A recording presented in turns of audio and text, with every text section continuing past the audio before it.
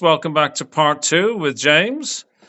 Um, yeah, we're just finishing off there on part one with Fabio Wardley and Big Pharma Miller. Who do you think at this stage is going to win? I know who we both want to win, but what's your prediction?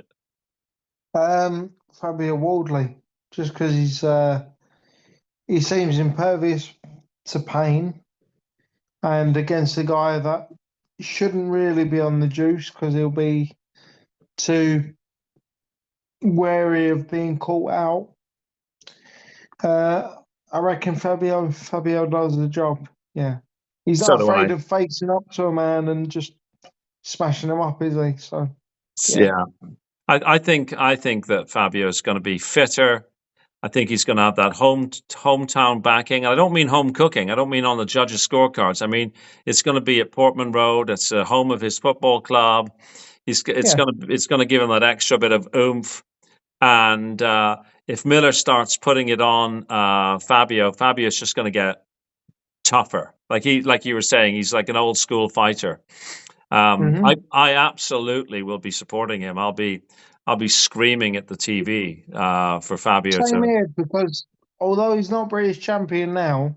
He's brought back some prestige to the British heavyweight title Yeah, no, because he absolutely. seems to have worn it with pride, you know. Yeah, no, So, he reminds me of fighters that I sort of grew up watching.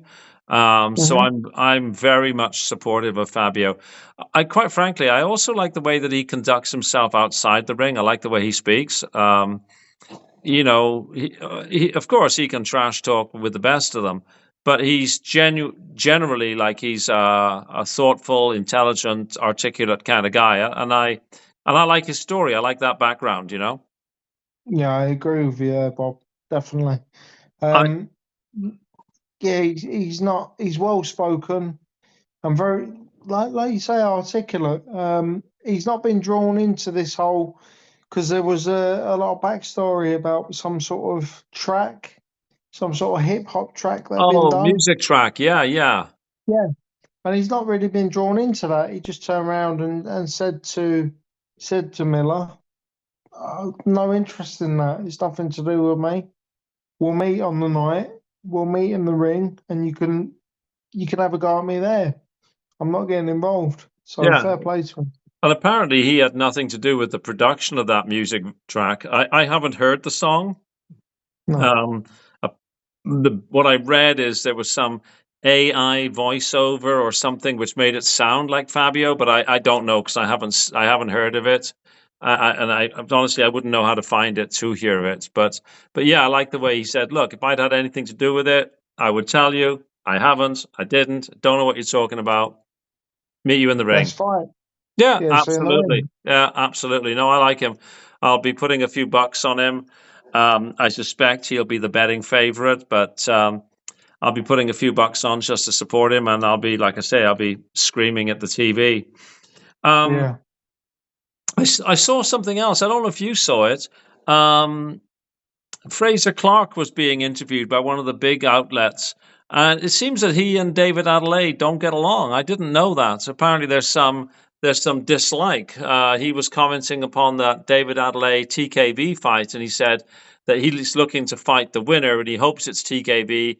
He likes TKB. He thinks David Adelaide is dog shit. That he's a pretend gangster. That he's actually from a nice family.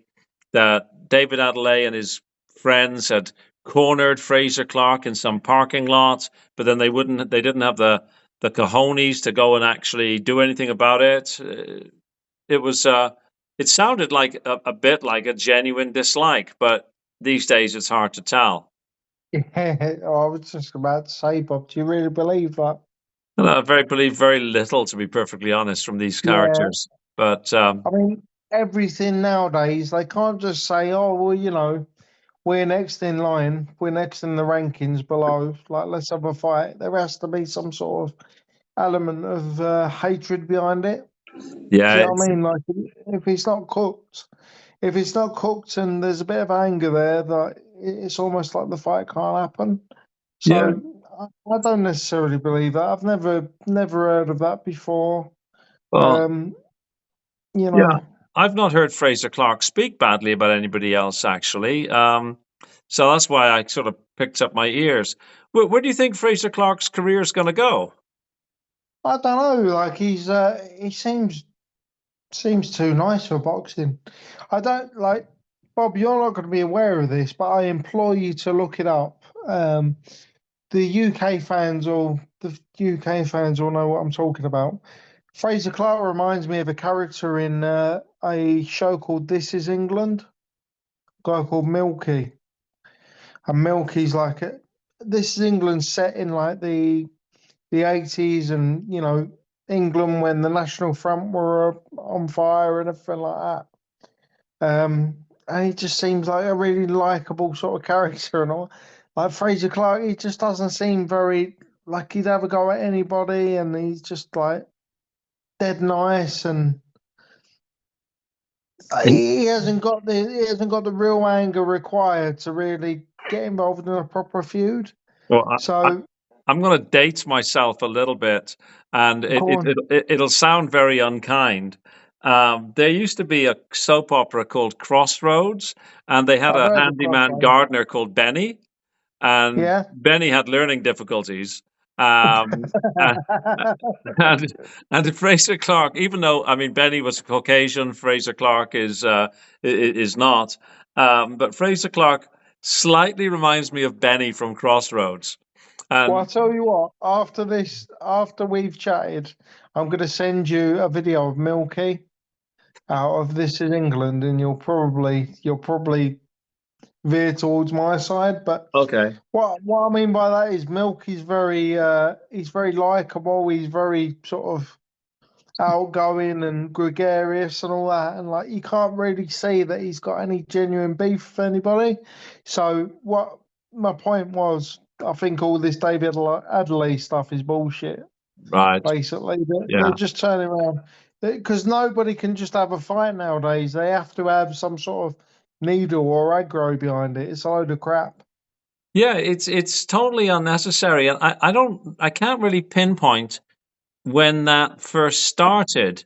Um, did it start around the time of David Hay? Maybe because like when Lennox Lewis was fighting, there was a little bit of a little bit, but not a lot. And I mean, Ali did it, of course, but Ali was a unique individual. But it Yeah, seems that but I mean, with Ali though,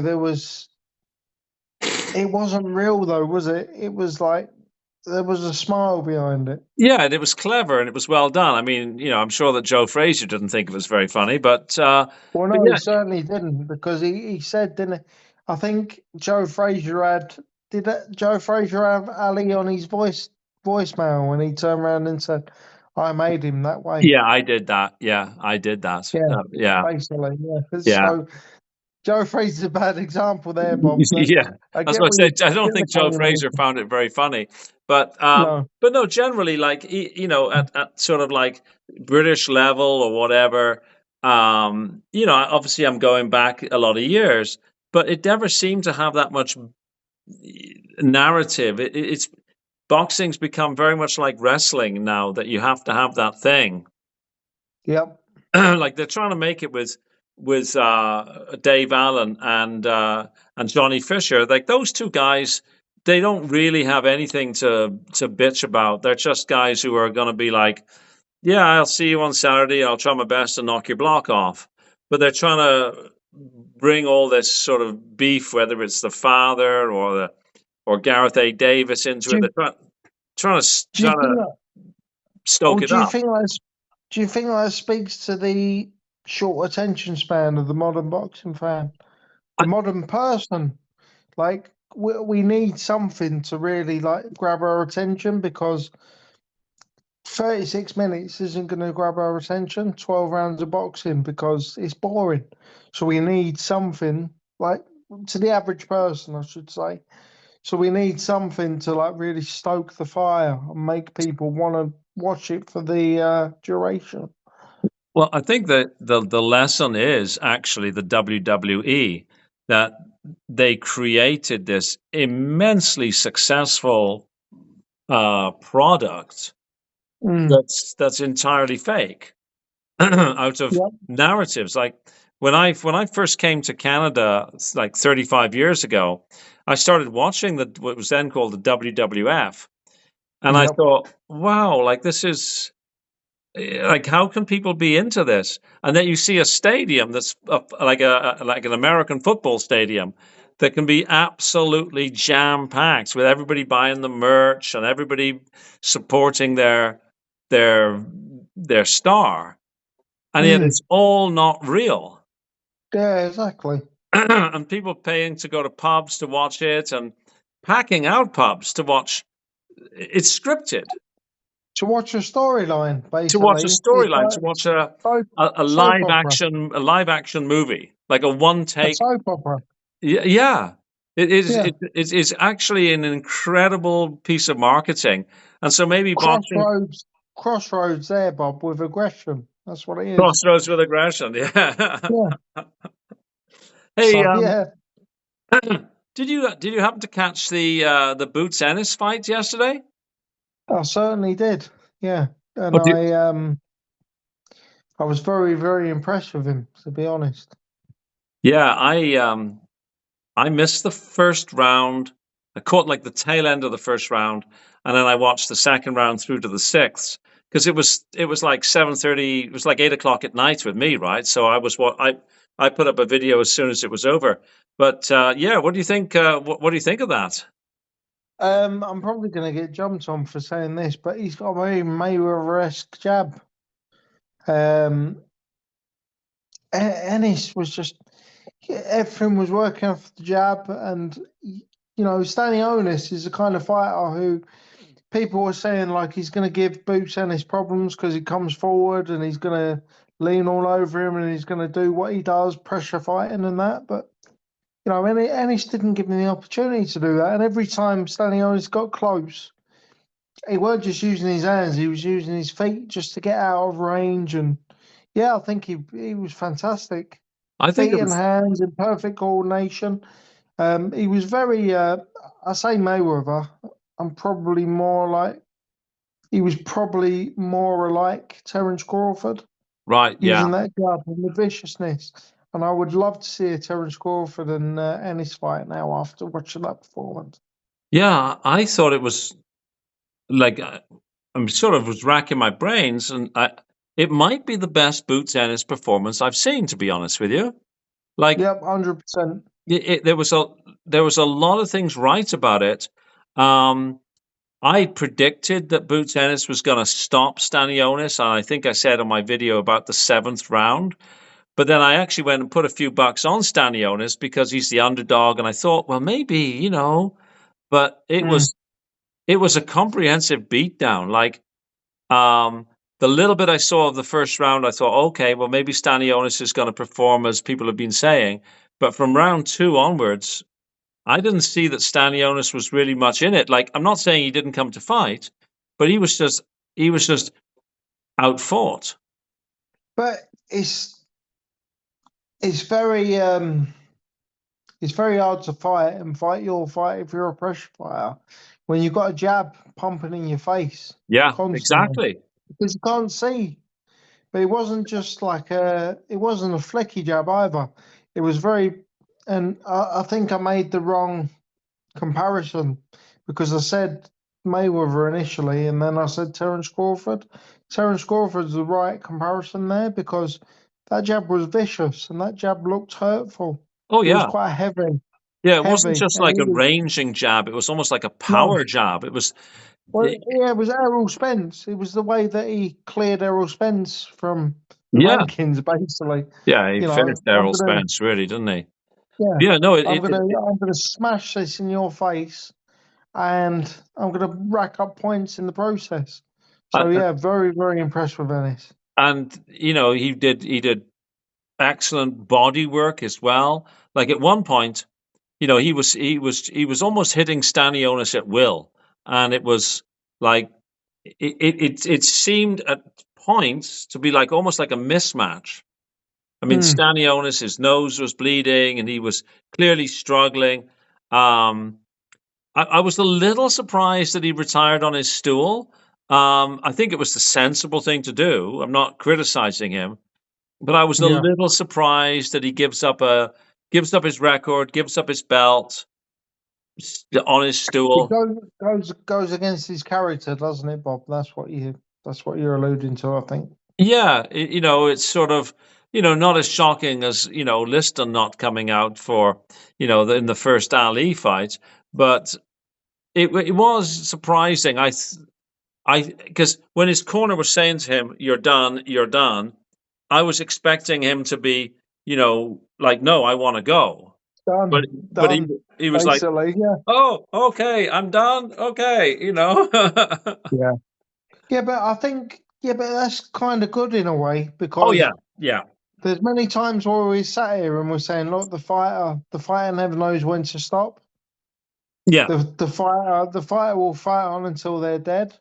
So yeah, it's good that a fighter actually just concedes a point and goes, you know what? I'm not going to quit, but if you want to do it for me, that's fine. yeah. No, it So was it was the I applaud him for doing that. it was the right call. There was no way mathematically that he was going to win that on points. And it didn't seem to me that there was going to be any hope that he was going to be able to knock out Boots Ennis. So he was going to go into the seventh round. He was going to take more of a beating. His wife is expecting a baby like today or maybe tomorrow. He's got to Yeah. fly back to Lithuania. He doesn't want to be in hospital. Obviously, nobody does, but it was the right thing. It just was a bit surprising to see a champion retire on their stool. A Um, warrior retire. Yeah, yeah, exactly. and like honestly, I think it was the right thing to do, but I'm just a bit surprised about it. I'm going to throw it out there, Bob. Right, and I, I'm throwing Mayweather into the mix again, but I just had this little brainwave. Gatti against uh, against Mayweather. That's what he reminded me of. He Yeah, just beat the shit out. He beat the shit out of him. yeah, yeah, Perfect with his hands, perfect with his feet, and again we had the retirement. yeah. So that is the closest to me. That's the closest comparison you can make. That's actually And if really, you want to if you want to beat me up in the comments, then you fair enough. Just make sure you give me a reason as to why you beat me up in the comments. yeah. No, no, no. That's entirely fair. Yeah, it was a comprehensive beatdown. I'm not seeing either of Brian Norman or Mario Bar. Is it Barrios? Mario Barrios, yeah. Yeah, I'm not seeing either of those guys beating Boots Ennis on Boots Ennis's performance last night. No, because he's slick, isn't he? Yeah, he was very, very good. Like the only thing I would say in criticism of Boots Ennis, which is easy, like like an armchair quarterback here, is that he got hit flush a few times, and his defense seemed to be not really there. But that might be because of the opponent he was facing. I'm not sure. What do you think? Yeah, but well, the thing is, I can counter that. You can say he got hit flush, right? But it's what the fighter does when he gets hit flush. Does he fight back? And he certainly fought back. Like we spend a lot of time saying, when we got prospects, well, what's he going to do when he's hit back? Well, Boots Ennis was hit flush, and he come back and he delivered a stoppage. So we can't really criticise. Fighters are going to get hit. It's Yeah. the pain game, isn't it? That's what we want. We want to see when their chin gets checked. How are they going to react? And he reacted perfectly, so I couldn't criticise him for that. I thought maybe he got hit a little too easily by Stanionis, um, which Stanionis doesn't have a great KO record. I'm But not saying Stanionis is do you think that was to do with the fact that he wasn't respecting what was coming back? So he just maybe thought, because well, I that's don't need what to be defensively, that's what I'm sound. trying to drill down into. Like, if he was fighting, put it this way, if he was fighting Terence Crawford and Mm, he was getting hit as easily and as flushly by Terence Crawford as he was getting hit by Stanionis, that could have posed a real problem. But the yeah. question I have is, would he allow himself to get hit so easily by Terence Crawford? Was he kind of like No. lax in his defense because he wasn't respecting the power of Yeah. Stanionis? See, I don't think you train differently depending on who you're fighting, don't you? So I don't think Absolutely, he yeah. would allow himself to get. I don't think he'd allow himself to get caught as flush. I don't think he would really be able to help it because Terence Crawford is a bit of a genius. I don't think he'd be able to help getting caught flush, but he certainly wouldn't do it willingly. Put it That that is the way. fight. It's definitely the fight I want to see. But I mean, Terence Crawford's got a. I don't know if he's got a 2-fight deal with Canelo. Probably he Mm, does. And then yeah. Terence Crawford's done, isn't he? Yeah, I would say so. And fair play to him, to be Yeah, like honest. he's got nothing left to prove, right? Mm. So it's probably a fight we're not going to see. But Boots Ennis and Terence Crawford would be the fight that I would have liked to have seen, I guess. Yeah, same here, same here. And you sort of think there's no one really coming up at welterweight now, is there? So maybe now is going to be a bit of an empty era. Yeah, it's like, I mean, Boots could go up. He could go up to, he could go, well, he could probably, to be honest with you, based on how big he looked last night, he could probably box at middleweight. Yeah, probably. He was pretty massive. Yeah, He was. So he could actually skip a weight and go to middleweight because the middleweight division, to be perfectly honest, isn't that strong either. no, he's dead. You've got Alan Canoli, and Yeah. that's about it. Yeah, I mean, So Carlos Adames is it's that's pretty sad actually. Middleweight was for the longest time one of my favorite divisions. Like that and heavyweight are the two, blue ribbon divisions as far as like I used yeah, to think of things. And I think about all the great middleweights that have gone in the past. Well, one great welterweights as well. But yeah, it just looks a bit lean at the moment. yeah. But I think boxing have those has those periods. Great champions and. I'd say Golovkin. Golovkin was the man at middleweight. Like Yeah. I know that Canelo beat him, but I don't think Canelo won either of those fights. So that's just me speaking myself. So you have a great champion in Gennady Golovkin, and after that, it's hard to sort of replicate that, isn't it? Yeah, yeah, you get these ebbs and flows. Like it's just like in the heavyweight division when, somebody leaves the stage, it often then seems to be flat for a while. Yeah, of Uh, course it does. And yeah, notice how I didn't mention the third Gennady Golovkin and Canelo Alvarez fight because that shouldn't have happened, should it really? no, That was no. him fighting a corpse. So Yeah, yeah, yeah. Oh, well, James, it looks like we're closing in on time again. So once again, I'll thank you. I won't be able to participate next Sunday as I'll be down in the land of Mr. Trump. indeed. Although Well, have a lovely time, mate. Have a lovely time. It's been a pleasure as always, absolutely, my and I hope friend. everyone enjoyed it. Absolutely. I mean, I actually had somebody ask in the comments section yesterday, was I doing a session with you? And I said, oh, no, we do our sessions on Sunday. So people are actually asking me now, where's James? Where's James? So. Yeah, it's brilliant. My chin will have its own channel soon as well. Look at that. You do you, man. You do you. All I right, will. James. I Thank you will. very much. So, folks, that was Andrew, James on part of our regular Sunday chat. Always great to have James on board. I really enjoy talking with him both here on camera and quite often we'll chat during the week. He's a really good man. If you like this, please please share, please subscribe, and I'll see you on the next video. Thank you very much. Bye bye now.